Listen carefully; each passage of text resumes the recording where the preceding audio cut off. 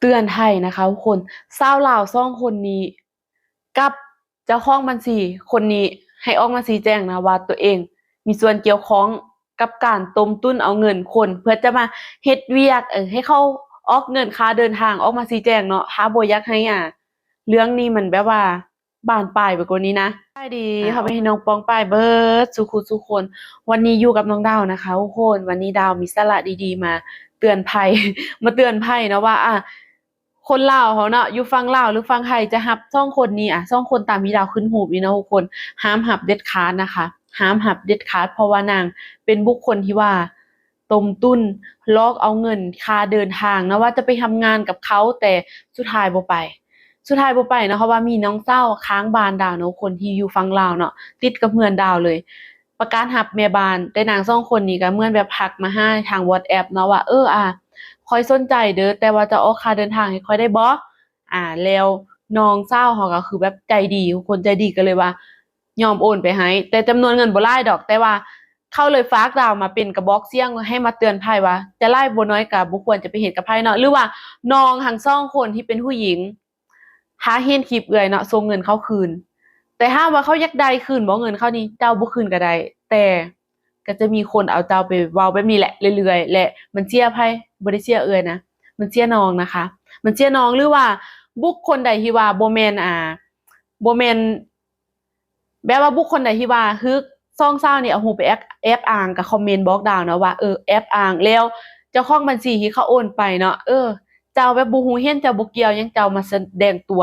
ถ้าว่าบ่มีให้แสดงตัวก็เหมือนว่ามันจะมีแบบเป็นสองคนนั้นแท้จังซี่ทุกคนมื้อนี้เนาะเราจะเบิ่งกับทุกคนเพราะว่าน้องสาวเขาก็ส่งมาให้แต่ดาวขอเอาขึ้นนี้ให้เบิ่งเลยนะคะทุกคนแต่ดาวขอเบิ่งโทรศัพท์แล้วดาวจะอ่านให้ฟังนะดาวจะอ่านให้ฟังเนาะชื่อนามสกุลนะคะทุกคนนางอักษรพรหมสานวันเดือนปีเกิด11เดือน3 1997นะวันฮีเกิดหนาวไตบ้านอยู่ปัจจุบันหนาวไตสยบุรีแข้งสะวรรณเขตทุกคนเชื้อสายลาวสัญชาติลาวอันนี้เว้าละเอียดผู้ใดฮู้จักลาวคือให้เราประสานมาหาดาวเนาะว่าเป็นเข้าแอปอ้างเจ้าแท้บ่หรือว่าเป็นโตวของเจ้าเองเนาะเพราะว่าหยังถ้าให้จะรับคือจื่อชื่อนี้ได้นะคะทุกคนจื่อชื่อไว้นะว่าถ้าว่าเป็นนางแท้เนาะห้ามรับเด็ดขาดเพราะว่าบุคคลนี้คือบ่แม่นคนดีแล้วคนบ่แม่นคนดีแล้วเนาะไปตัวเอาเงินเข้าจำนวนก็บ่หลายมีหยังดอกแต่ถ้าไปตัวหลายคนน่ะมันก็หลายนะทุกคนมันก็ตกหลายนะนางอักษรห่มมาซ่านนะคะทุกคนอยู่บ้านหนาวไตเมืองไสบุรีแข้งสะวรรณเขตFC คนใดที่ว่าฮู้เบาะแสแล้วก็บอกหรือว่าฮู้จักทางครอบครัวเขาก็ให้ติดต่อมานะเพราะว่าเฮาเฮ็ด YouTube ออกไปน่ะมันก็มีคนเชียร์หลายอย่างสำหรับเจ้านะอันนี้คือเฮาบ่ได้ว่ามีคนเชียร์สำหรับเฮานะแต่ว่าเจ้าไปตัวเอาเงินเข้าแล้วเจ้าบอกกันติดต่อเขานะแสดงว่าจะเจตนาบ่ดีนะเจตนาบ่ดีเนาะแต่ว่าบัญชีการโอนเงินทุกคนมันมี2คนนะทุกคนเดี๋ยวดาวจะอ่านเบิดทุกคนเลยมันมี2คนอีกคนหนึ่งเป็นไผเนาะเบิ่งกันนะคะ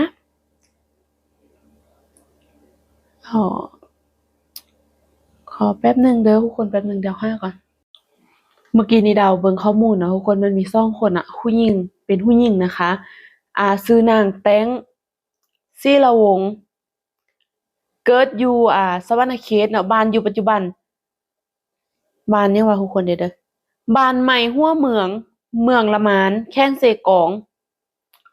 สัญชาติลาวพนักงานนะจ๊ะทุกคนอันนี้คือดาวคิดว่าน่าจะบ่แม่นของเรานะทุกคนน่าจะบ่แม่นตัวเราบ่หรือว่าเป็นตัวเราบ่ฮู้นะทุกคนเพราะว่าเฮามาเตือนนี่คืออยากให้เจ้าของตัวจริงเข้าเนาะที่ว่าเข้ามาแอบอ้างบัตรนี่น่ะมาเสนอตัวหรือว่าเป็นตัวเข้าหรือบ่เข้าก็บ่ฮู้เพราะว่าเขาเอาของเจ้ามาแอบอ้างเนาะฉะนั้นคือว่ามื้อนี้เฮาก็ให้โอกาสทั้งคนที่ว่าเหมือนแบบเอาตัวเข้ามาเป็นเหมือนแบบมาลอกต่อจังซี่ทุกคนว่าบ่แม่นเจ้าเด้อบ่แม่นเจ้าก็ต้องมาแก้ข่าวของเจ้าในคอมเมนต์แล้วดาวก็จะมาเฮ็ดคลิปให้นะคะทุกคนดาวมาเฮ็ดคลิปให้เนาะและเรื่องของบัญชีทุกคนเรื่องบัญชีนะคะ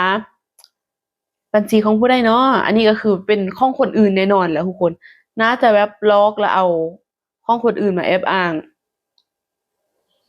บัญชีนี่ให้ซื้อตุนีมณีทรัพย์ว่าซะทุกคนตุนีมณีทรัพย์มีผู้ใดเป็นเจ้าของบัญชีถ้าว่าตัวเองบริสุทธิ์ใจเนาะก็มาคอมเมนต์ใต้คลิปของดาวนะว่าข้อยบ่มีส่วนเกี่ยวข้องหยังข้อยบ่มีส่วนเกี่ยวข้องเพราะว่าเบิ่งตามรายชื่อกับที่เข้ามาแอบอ้างกับบัญชีมันคนละอัน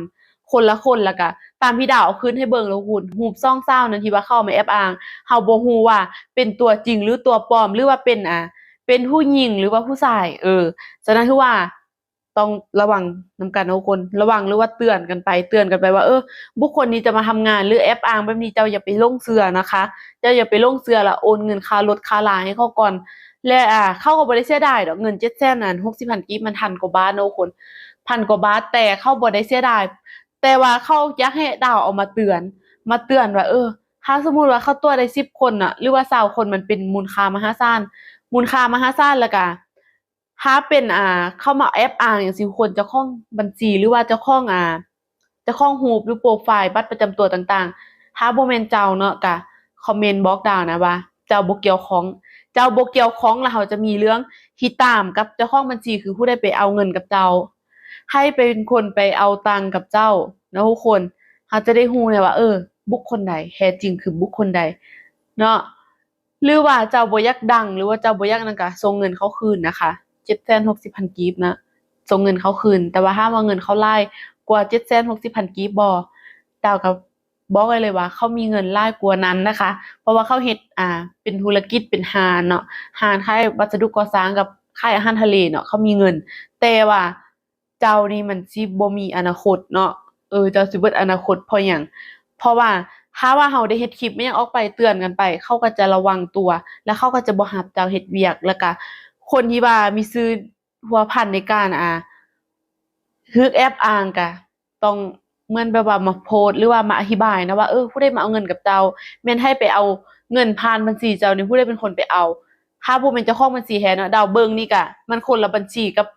คนละชื่อคนละบัญชีคนละอันกันจังซี่ทุกคนฉะนั้นคือว่านะจะบ่แม่นเพ้อๆนี่อาจจะแอบอ้างเอาของเขามาแอบอ้างนะแต่ว่าโดยรวมแล้วมันก็เข้าไปบัญชีตัวนี้โดยตรงเนาะเข้าบัญชีของตุนีนี่ทุกคนตุนีมณีทรัพย์นี่นะทุกคนตุนีมณีทรัพย์นี่ให้น้องมาชี้แจงนะว่าเป็นเป็นบัญชีของไผแท้เนาะเป็นบัญชีของน้องหรือว่าบัญชีของผู้ใดก็ตามแต่เนาะให้น้องมาชี้แจงเนาะว่าผู้ใดเป็นคนไปเอาเงินกับน้องแล้วเอื้อยก็อยากได้ข้อมูลหรือก็จะมาเฮ็ดคลิปเนาะแล้วเอื้อยก็จะมาบอกว่าบุคคลที่ว่าอยู่เบื้องหลังคนนี้นะหรือว่าเฮารับรู้รับเห็นเป็นใจนำกันอันนี้ก็แล้วแต่ต้องให้มาชี้แจงกับเอื้อยหรือว่ากับสังคมนะทุกคนว่าข้อยบ่เกี่ยวจั่งซี้โพสต์ลงเฟซบุ๊กส่วนตัวของน้องก็ได้นะหรือว่าแอดไลน์หาเอื้อยก็ได้หรือว่าคอมเมนต์เอื้อยก็ได้เนาะสำหรับผู้ใดที่ว่าฮู้จักบุคคลที่ว่าดาวเอาคืนให้เบิ่งน่ะหรือว่าฮู้จักบ้านจักเรือนเขาก็ลองไปถามเนาะว่าบุคคลนี้คือไปตั๋วเอาเงินเขาแท้บ่ที่ว่าจะไปเฮ็ดเวียกกับเขาเหตุผลใดคือว่าบ่ไปหาเขาแล้วบล็อกช่องทางการติดต่อทุกอย่างเป็นเพราะติดขัดมาหยังเนาะก็ให้เว้าว่าตัวเองติดขัดหยังบ่แม่นว่าสิเงียบสิร้ายแล้วแบบบล็อกเขาบล็อกการติดต่อทุกช่องทางแบบนี้มันบ่โอเคนะมันบ่โอเคนะสำหรับเอื้อยนี่คือลิ้นนะคะลิ้นค่ะบ่ปล่อยผ่านค่ะนะคนวันนี้ก็ไม่มีอะไรแค่มาเตือนว่าเดี๋ยวนี้สังคมค่ะมันยุ่งยากนะจะน้อยจะหลายมันก็ต้องเป็นเงินเนาะทุกคนแล้วก็ถ้าว่าน้อยนี่เฮาบ่ใส่ใจหรือเฮาบ่สนใจบอกไว้เลยว่ามันก็สามารถจะไปกับคนอื่นได้ฉะนั้นถือว่าเฮาตัดไฟตั้งแต่ต้นลมนะเฮาก็จะได้รู้ต้นปลายสาเหตุว่าบุคคลที่เขาเอาอิหยังก็บัตรประจำตัวกับรูปนี่มาแอบอ้างนี่มันคนเดียวกันบ่กับเจ้าของบัญชีที่โอนไปโดยตรงนี่มันแม่นไผแล้วเจ้าของบัญชีก็ต้องมาชี้แจงว่าตัวเองบ่เกี่ยวข้องหรือว่าตัวเองมีส่วนเกี่ยวข้องหรือว่าจังได๋เฮาก็บ่ฮู้แต่อันนี้ก็คือว่าขอให้ทุกคนมีสติระวังตัวแล้วก็แชร์ออกไปนะคะทุกคนว่าให้จะรับแม่บ้านทางฝั่งไทยฝั่งลาวถ้ามีชื่อของนางสองคนนี้อย่ารับแล้วก็จะโอนเงินนะคะเพราะว่าหยังเพราะว่านางก็เหมือนแบบหลอกกับคนลาวมาแล้วเนาะหลอกคนลาวก็บ่ฮู้ดอกว่าน้องเขาเป็นคนที่เฮาได้ที่มันหลอกนะคะทุกคนเจอกันคลิปหน้าทุกคนสบายดีบ๊ายบายค่ะ